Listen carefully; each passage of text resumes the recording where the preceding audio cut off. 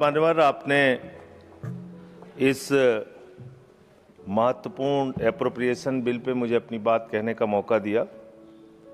मान्यवर, इस पूरे बिल को देखने के बाद जो डिमांड्स है माननीय मंत्री जी की, उसमें जो मौजूदा परिस्थितियां हैं उसके लिए 57,000 करोड़ रुपए की मांग उन्होंने सदन से की है मंजूरी के लिए।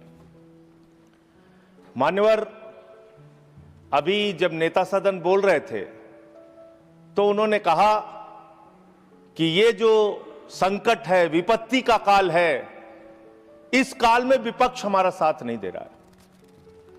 ये विपत्ति आ पड़ी है, आई हुई विपत्ति है, इसमें तो सबको साथ देना चाहिए। लेकिन मैं आपके माध्यम से सरकार से पूछना चाहता हूं, यह विपत्ति आई हुई कैसे है? मान्यवर, यह विपत्ति लाई हुई विपत्ति है। यह लाई गई समस्या है, यह लाया हुआ संकट है, आया हुआ संकट नहीं मान्यवर। तो यह लाया हुआ संकट कैसे है? देश की जनता को नहीं पता था मान्यवर, आपको भी नहीं पता था, हमको भी नहीं पता था, लेकिन आदरणीय प्रधानमंत्री जी को पता था, देश के विदेश मंत्री को पता था कि जो हार्मोज का समुद्री मार्ग है, वहां से भारत की जरूरत का 60% कच्चा तेल आता है मान्यवर, और 50% भारत के जरूरत की गैस आती है, उसी रास्ते से आती है।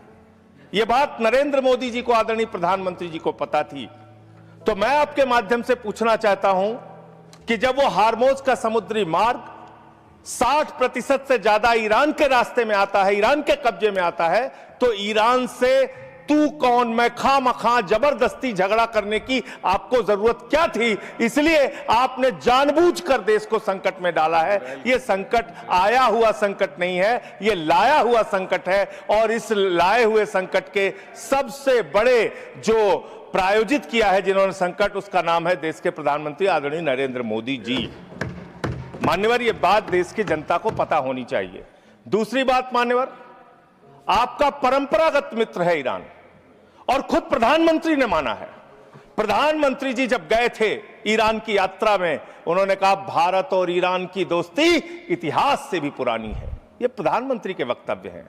उन्होंने खामेनेई जी को कुरान की पांडुलिपि भेंट की थी 7वीं शताब्दी की मान्यवर।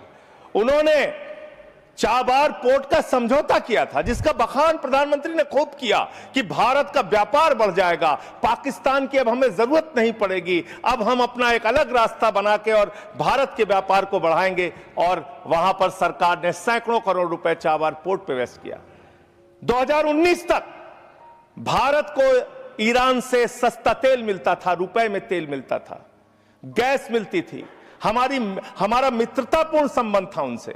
लेकिन भारत के प्रधानमंत्री खामेनेई की मौत पे खामोश रहते हैं। 160 स्कूली बच्चे मार दिए जाते हैं, खामोश रहते हैं। और इतना ही नहीं मान्यवर, ईरानी नौसेना को हमने अपने युद्धाभ्यास में बुलाया, और जब वो नौसेना का जहाज वापस जा रहा था, 100 नौसैनिक मार दिए गए ईरान के, अमेरिका के द्वारा। प्रधानमंत्री खामोश। हमारे मेहमान मारे गए, एक शोक संवेदना के शब्द हमने नहीं बोले। तो ये संकट भारत के ऊपर आपने लाया है, ये आया हुआ संकट नहीं है, मैं फिर से स्पष्ट करना चाहता हूं। दूसरी बात मान्यवर, दूसरी बात, आपने जो तेल और जो ऐसे समय में 60 रुपए घरेलू गैस का दाम और 115 रुपए कमर्शियल सिलेंडर का दाम आपने बढ़ाने का काम किया, तो पूरे देश में एक हाहाकार की स्थिति है। इसको नियंत्रित करने के लिए झूठ बोलने के बजाय सच्चाई को स्वीकार कीजिए। और आज जो कहा गया कि हार्मोज समुद्री मार्ग खुल गया है, गलत जानकारी सदन को नहीं देनी चाहिए। हार्मोज समुद्री मार्ग से मात्र 2 जहाज आपके आए हैं, 22 जहाज अभी भी आपके रुके हैं। मैं शुभकामनाएं देता हूं कि आप वार्ता करके उस समस्या का समाधान कराइए। अभी है मान्यवर समय, मान्यवर 2 मिनट में आपसे और लूंगा। मान्यवर, दूसरा विषय, मैं आपके माध्यम से सरकार से अनुरोध करना चाहता हूं। हमारी सेना बहादुरी से देश की सुरक्षा के लिए लड़ती है, और उसके साथ साथ सेंट्रल आर्म्ड पुलिस फोर्स के लोग, जो हमारे केंद्रीय सुरक्षा बल के लोग हैं, वो भी लड़ते हैं, वो भी देश के लिए अपनी कुर्बानी देते हैं। पुलवामा में 40 जवानों ने अपनी शहादत दी। मान्यवर, पुलवामा में 40 जवानों ने अपनी शहादत दी, और जो उनका काडर सिस्टम है, यूपीएससी के थ्रू उनकी भर्ती होती है। मैं बस 1 मिनट आपसे लूंगा, बस सर, आधा मिनट, वो खत्म करूंगा, 1 मिनट में खत्म करूंगा सर। मान्यवर, जो यूपीएससी के थ्रू उनकी भर्ती होती है, उसके बावजूद उनके प्रमोशन में उनके साथ नाइंसाफी की जाती है। सुप्रीम कोर्ट तक से वो जीत चुके हैं, लेकिन बार बार उनके साथ नाइंसाफी हो रही है। और 1 मिनट में अपनी बात कह के खत्म करूंगा सर। जो प्रमोशन का सिस्टम है उनके साथ, जो अन्याय उनको झेलना पड़ रहा है, वो एक असिस्टेंट, एक डिप्टी कमांडेंट को जो सीआरपीएफ में है 18 साल में, बस खत्म कर रहा हूं सर, विषय नहीं है ना, 1 मिनट में खत्म कर रहा हूं सर। उसी के लिए डिमांड में चाहता हूं, सरकार के सामने एक प्रस्ताव है मेरा।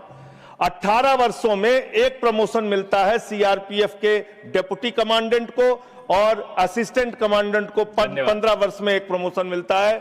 यही हाल बीएसएफ का है। लेकिन जो आईपीएस बैच के अधिकारी हैं, उनको 4-4 प्रमोशंस मिलते हैं। हमें आईपीएस के प्रमोशन से परेशानी नहीं है, लेकिन बीएसएफ में, सर खत्म कर रहा हूं सर, 30 सेकंड में खत्म कर रहा हूं सर, खत्म कर रहा हूं 30 सेकंड में सर।